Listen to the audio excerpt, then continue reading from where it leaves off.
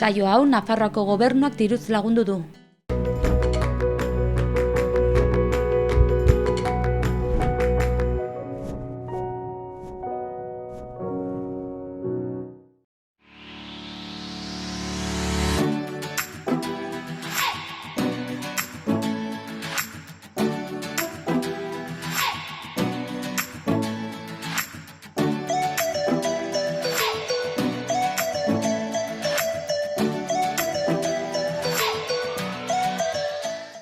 Arratsaldeon guztioi, gaur asteartea da, urriak 22 eta gaurkoan Javier Berasaluzarekin hitz egingo dugu Eskaladako Espeñako txapelketaren aurkezpenaren inguruan. Baina momentuz eta beti bezala gaurko eguneko edukiekin hasiko gara.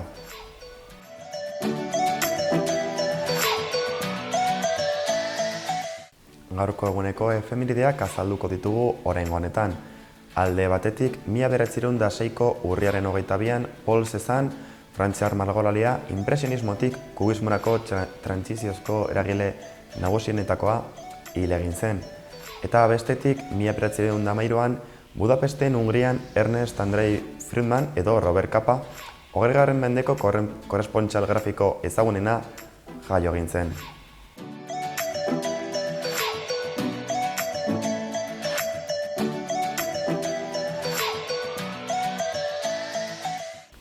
Goazen orain aste honetako agenda errepasatzera.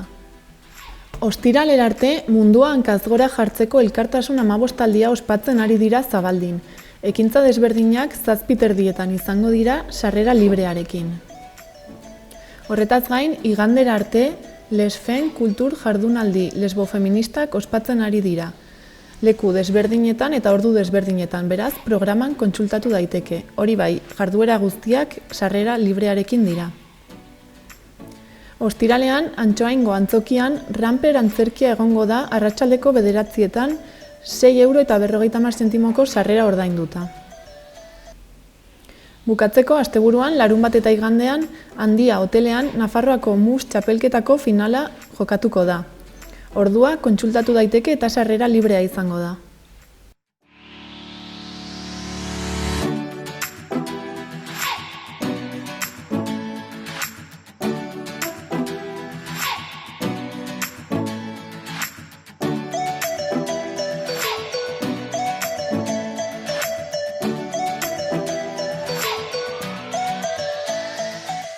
Bazen orain, gaurko egunean komunikabideek beren azal nagusietan zer kontatzen diguten aztertzera.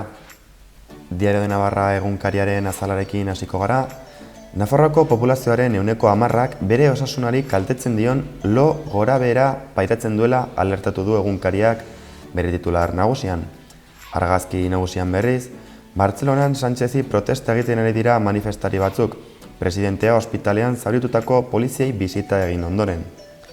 Alboko albistetan, Navarra Sumak PSN-eko kide den Zerdani demandatu nahi diola dio egunkariak, Iñaki Iriarteri fascista deitzeagatik.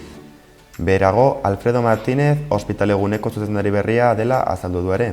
Bestalde, Florete enpresak 215 milioi euro fakturatu dituela zehaztu du ere.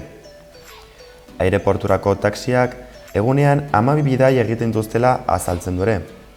Beheko albistetan berriz, Parlamentuak Brexitaren akordioa bozkatu ez duela dio komunikabideak, Johnsonen beste porrot bat dela gaineratuz.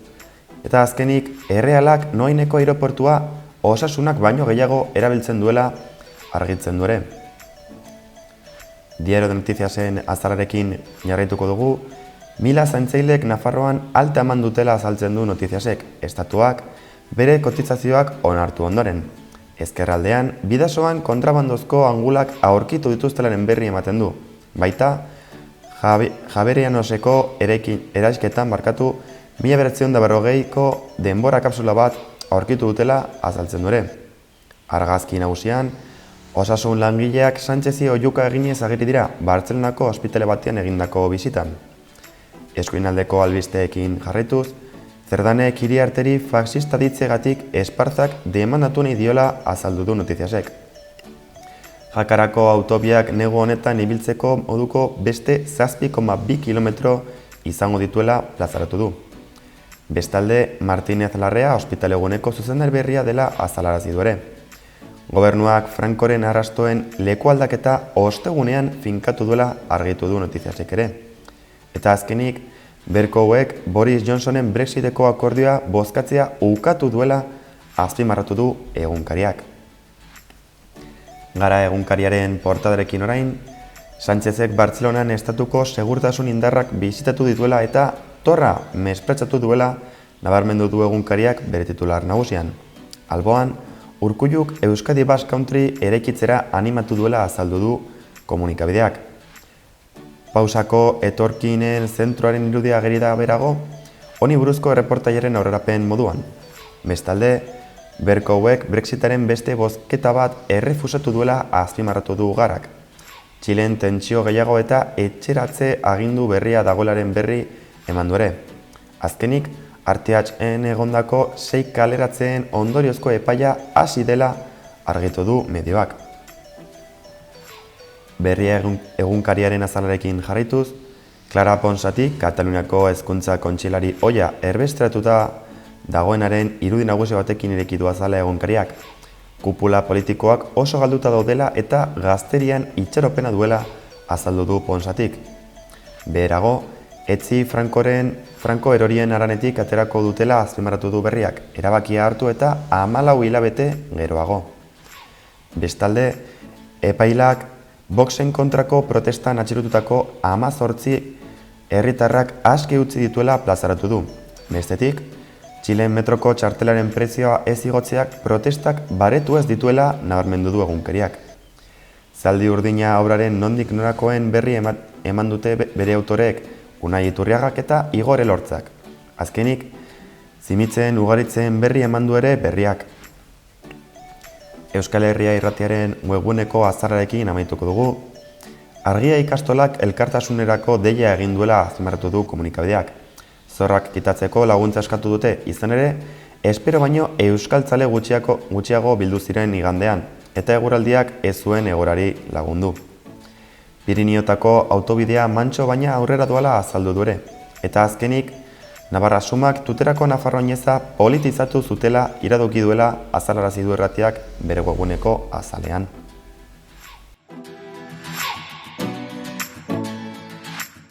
Berriobeitiko albisteekin hasiko gara orain. Parke Laguna eta mintzakide egitasmoetan izen emateko epea zabalik da oraindik.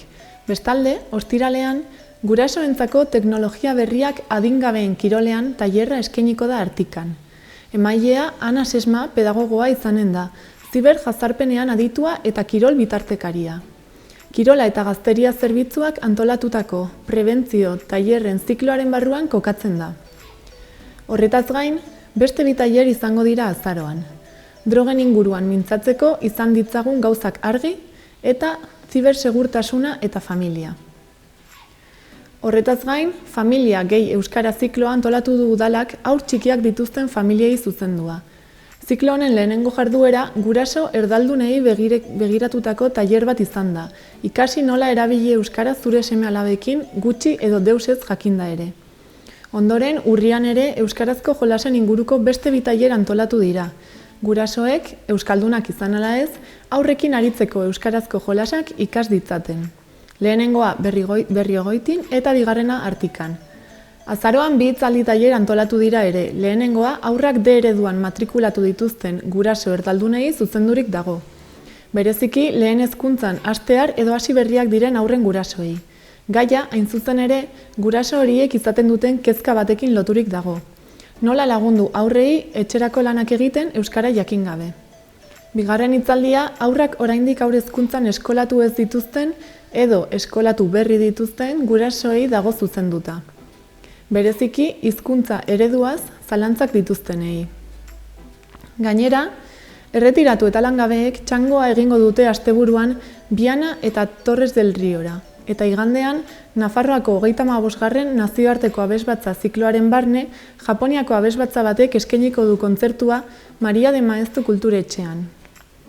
Bukatzeko, hurrengo asteartean hasi eta igandera arte, Espainiako eskalada txapelketa ospatuko da Rokopolisen. Kategoria eta modalitate guztietako lehiak egonen dira bertan, eta publikoa gerturatzera gonbidatzen dute. Ordutegiak webgunean ezarriko dituzte. Berriozarrera pasako gara orain. Gai sozialei buruzko film laburren nazioarteko jaialdiaren 11. edizioa ospatuko da urriaren 24tik 26ra. Horretaz gain, pasaden astean jaietako argazki lehiaketaren sariak banatu ziren. Elena Irigoi argazkilariaren Tesoros dentro del gigante argazkiak lehen saria irabazi zuen. Beste 4 argazki ere saritu ziren. Idoia Santamariaren Creando nubes, Estefan de Goñiren Tomemos un descanso eta Unidas somos una eta azkenik Patxi Pitillasen Txokolatea nahi argazkia. Bestalde, urriaren 26ra arte aurre monitore ikastaroan izena emateko epea zabalik egongo da. Izen emateak gaztegunean egin behar dira 25 euro ordainduta. Horretaz gain, asteazkenean jaio neurtasunekin ipuin kontaketa izanen da liburutegian 3 eta 8 urte bitarteko aurrentzat. Pontxarekin jolas eta ipuin du izenburua eta lehenagotik eskatu beharko dira gonbidapenak. Bukatzeko, igandean menditxangoa antolatu dute Berriozargo mendizaleek. Eguzki plazatik aterako dira goizeko 9etan aratz mendira igotzeko. Burlatako albisteekin goaz orain. Txakurrentzako 2 eremu zabaldu dituzte. Lehenengoan, edozein txakur sartu daiteke eta 1785 metro karratu ditu espazioak. Bigarrena aldiz txikiagoa da eta 15 kilo baino gutxiago pisatzen duten txakurrak bakarrik sartu daitezke bertan. Bestalde, larunbatean, Monolokos Baia Semanita ikuskizuna eskainiko da kulturetxean gaueko 10 Baia Semanita telesaiaren hainbat protagonistekin. Diego Pérez, Asier Ormaza eta Maribel Salas hain zuzen ere. Umorearen 3 mago horiek 3 bakarrizketa desberdin ekarriko dituzte, eta pertsonaiek garrantzi handia izango dute haietan. Aurretik erosiz gero, sarrerek 12 euro balio dute, eta lehiatilan erosten badira 15 euro. Igandean berriz, Izaro antzerkia egongo da arratsaldeko 6etan. Amildegi Produktionesen lan honetan, Izaro ez da gizarteak ezarritako genero roletan sartzen. Bakardadera bultzatua izan ondoren, gezurra esatea erabakiko du gustatzen zaiona egin ahal izateko, eta besteen iritzietatik libre sentitzeko. Bidaia kamaleoniko horretan adiskidetzaren balioaz ohartuko da, eta talde bateko kide sentitzeak duen garrantziaz ere bai. Halaber, bere inguruko pertsonak bultzatuko ditu bakoitzak bere burua eta jendea errespetatzera. Sarrerek aldez aurretik erosita 8 euro balio dute, eta lehiatilan erosiz gero 10. Iruñeako berriekin bukatuko dugu. Gora Iruñea ekimenak bere agurra iragarri du. Plataformak nabarmendu du 10 urte baino gehiago eman dituela jai herrikoi parte hartzaile euskaldun eta feministen alde lanean, eta beste jai eredu baten alde lanean jarraituko dutela ere nabarmendu dute. Pentsionistek bestalde astelehenero Iruñeko udaletxe plazan kontzentratzen jarraituko dutela esan dute, 1.080 euroko gutxieneko pentsioa lortu arte. Elkarretaratzeetan 100 pertsonatik gora bildu ohi dira astero, eta azaro eta abenduan dinamika berdinarekin jarraituko dutela jakinarazi dute. Eta urtarrilean greba orokorra egiteko deialdia egiteare planteatu dute. Beste alde batetik, Iruñako artxiboak hiriaren argazki memoria familiarra berreskuratu nahi duela jakinarazi du. Horretarako argazki originalen lagatzea eskatzen dute, protagonisten identifikazioarekin fitxa bat osatu ahal izateko. Horretaz gain, udaletxetik jakinarazi dute Iturramako, Bulebarreko eta Mendillorriko aintzirako aurparkeetan olanazko estalkiak jarriko dituztela eguzkitik eta euritik babesteko. Bestalde gaur, Gran Hotel Budapest filmaren emanaldia eta Plaza de la Cruz BHIari buruzko hitzaldia egongo da ikusi, entzun eta txalo egin zikloari hasiera emateko. Gaur ere, Arrosadiako Zibiboxean, psikologia positiboa, ongizatea eta bizi kalitatea zikloari hasiera emango zaio, barrea eta bere efektu terapeutikoen inguruko hitzaldi batekin. Horretaz gain, Alboan Fundazioak eta 6 elkarteak Ruanda, 20. mendeko azken genozidioa ekimena antolatu dute arratsalderako Gaztediaren etxean. Juslarrotxako Zibiboxean aldiz, ohitura osasungarrien zikloaren barnean gaur elikaduraren inguruko hitzaldia eskainiko da, eta bukatzeko, iluntzean udaletxeko fatxada berdez argiztatuko dute Felan sindromearen nazioarteko eguna dela eta.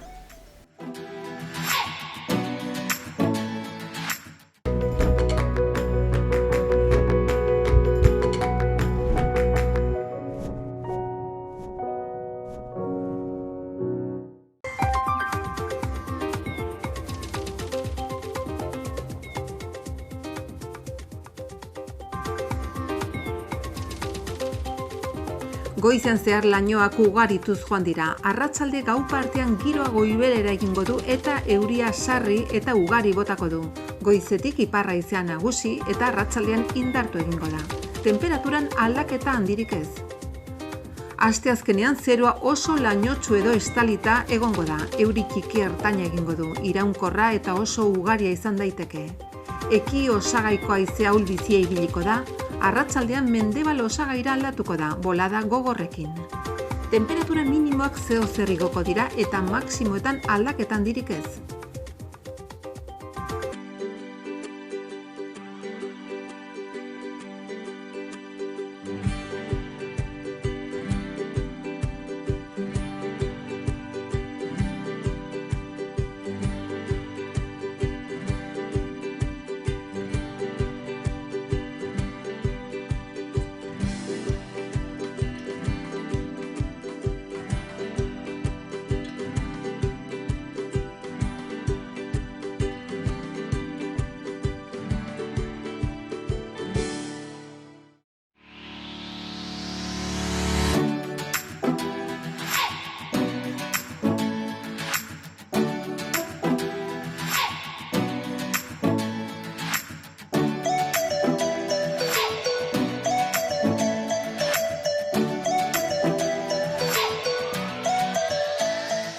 Magazinaren bigarren partera iritsi gara eta gure gaurko elkarrezketatuarekin utziko zaituztegu Javier Berasaluze da eta lehen esan bezala Espainiako eskaladako txapelketaren harira hitz egin dugu berarekin.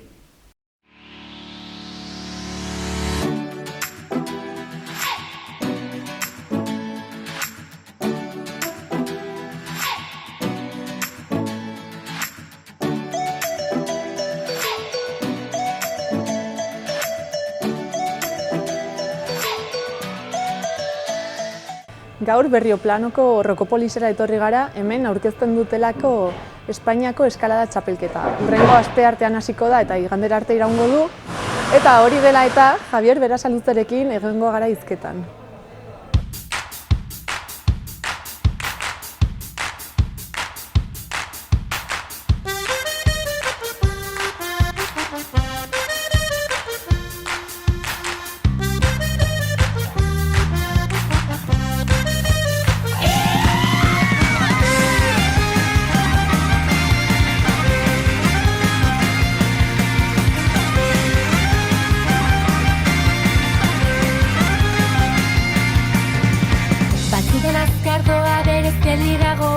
Dena desberdina da norrere arabera. Badakin guzti forma duen munduak buruz bera.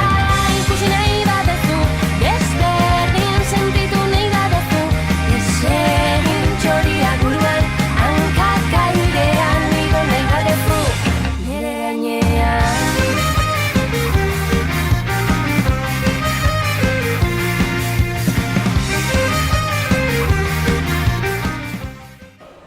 Kaixo, Javier.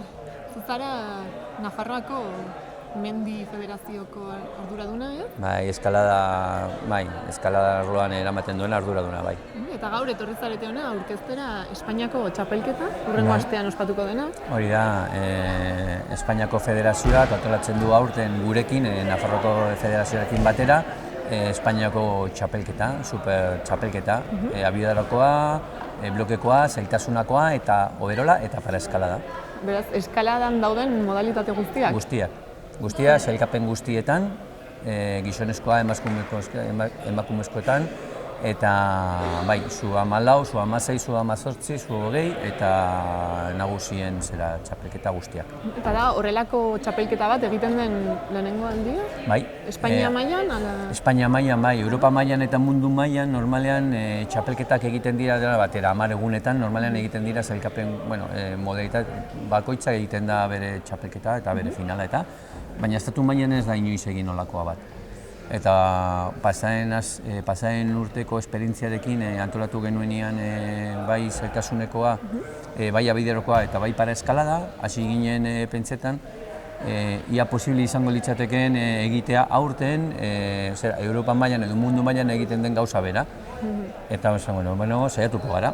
Eta horren arabera, Espainiako Federazioak jarri zuen mahai gainean hori gurekin batera, eta esan guazen honekin aber zer gertatzen den, eta orain arte zergatik ez zen egin mota honetako txapelketa? Oso zaila delako, instalazio aldetik oso zaila da, eta aurten pasaren urtean lortu genuen egitea hemen beste txapelketak Abiadoroko murua sortu egin genuelako. Baina, faltatzen zitzaigun egiteko hau instalazio bakoitzak, berak izan behar ditu instalakuntza guztiak batera. Eta faltatzen zitzaiguna blokekoa. Orduan, aurten Rokopoliseko gelen arduradunak aurrera emon dio, sortuko dugu olako egitura bat, montatuko dugu, eta honek lagundu du ekartzeko modalitate guztiak eta egiteko hemen orain supertxapelketa hau. 10 egunetan, zergatik ez eta zergatik 5 egunetan, egunetan eta orain gauden datak oso zailak dira. Azkenean, zu 14, zu 16 klasetan daude, 10 egunetan, oso zaila da. Aprobetxatu zegoela zubi bat eta 2 egun gehiago, eta ez dago azterketarik orain, hasiko da asteartean eta igandera arte. Hori da, asteartean izango dugu aurkezpena, egingo du hemen jarduera batzuk eta ongi etorria emoteko talde guztiei, parte hartzaileei, eta gero asteazkenean hasiko gara txapelketa guztiekin. Eta igandean overall... Bai, hori da. Importante hori, ez?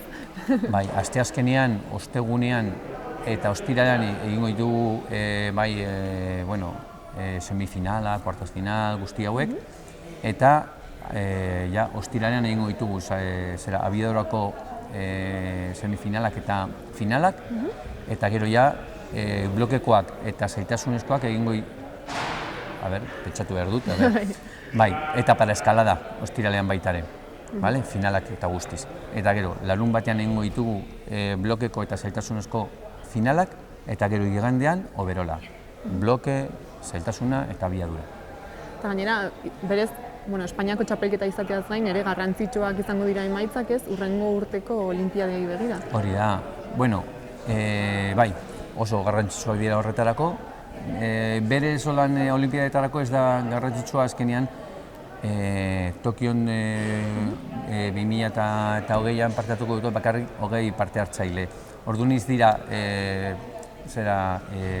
herri bakoitzak ez ditu eramango bere kirolari hoberenak, baizik eta mundu mailan. Orduan, Europak dauka kopuru bat, kirol kopuru bat, orduan, horretan partuko dugu 3 pertsona bakarrik. Orduan, Europako 3 hoberenak joango dira, bai gizonezkoetan eta bai emakumezkoetan. Orduan, klaro da, Europa mailan eta Amerika mailan edo Asia mailan. Ez duzu uste hemen egongo den norbaitek igual aukera izan dezakela? Batek dauka aukera, baina ez dauka zer ikusirik Espainiako mailarekin, baizik eta Europako mailarekin. Beraz, beste txapelketetan hori da, lortutako teorian postuekin. azaroan Toulousen egingo da beste munduko froga bat, horretan geldituko balitz aurreko postuetan, lehenengo postuetan, aukera izango du.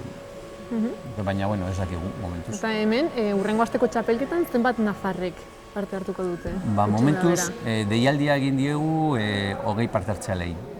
Faltatzen zaizkigu oraindik 2 pertsona holan baiezkoarekin oraindik ez digute erantzun, baina 20 pertsona inguruan etorriko gara.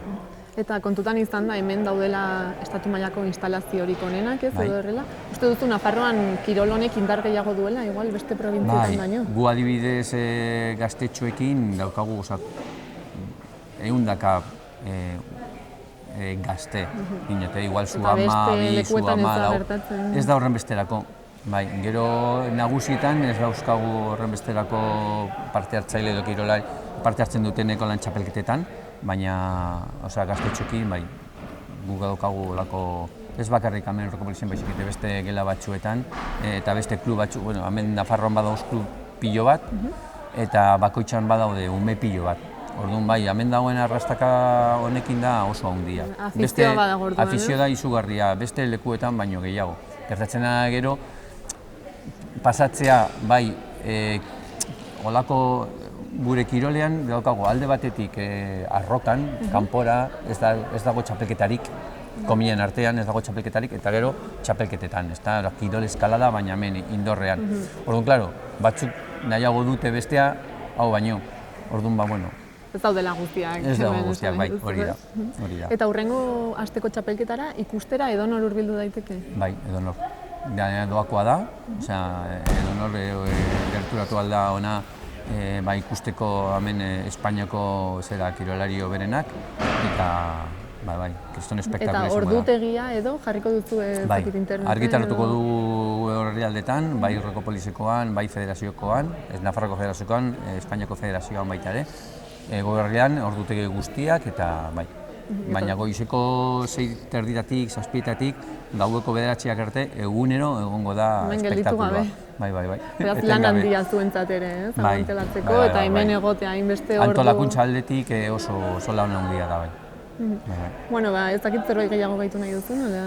Animatu jendea etortzen, eta ikustera, azkenean oso espektakuloa polita izango da, lehen esan dugun moduan, izango ditugu sailkapen guztiak, modalitate guztiak, eta bereziki para eskalada, ostiralean ikusiko duguna, hori da beste munduko gauza bat, benetan jendeak ez baldin badu ezagutzen, igual jendeak gero eta gehiago ezaketzen zer den eskalada, baina para eskalada da gauza bat ikaragarria, itxu bat ikusten duzunean, igotzen nolako egitura batetik, ez da, dagoen zailtasunarekin eta edo faltatzen zaiona, ez dakit, edo beso bat, edo esku bat, edo hanka bat, eta igotzen nolako zailtasunarekin da, ikaragarria.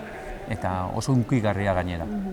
Benetan, merezi duela, baina izugarri. Beste guztiak, maite dugu kirol hau, eta ikaragarria da, baina bereziki holan para eskalada da, lilugarria eta hunkigarria, oso emozionantea da.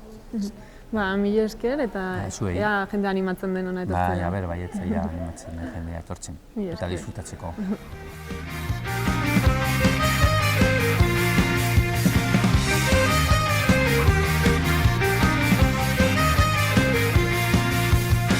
Itxasoa zeru da eta zerua itxaso, seia bederatzia izan daiteke akaso, egiberien mila biziko gera.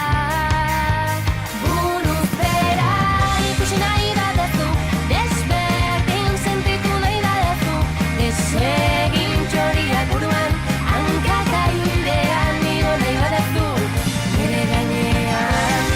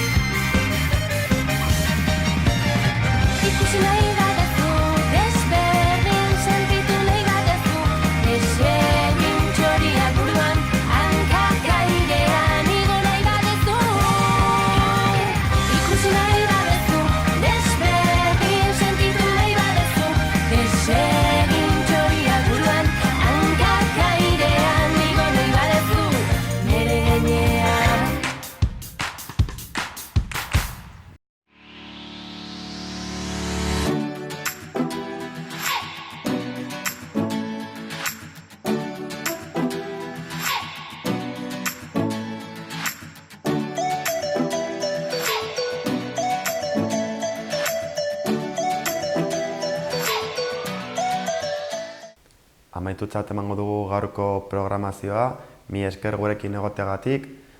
Orain, Nafarro Oinezeko irudiekin utziko zaituztegu eta bihar itzuliko gara beste kontuekin. Beraz, mila esker eta bihar arte.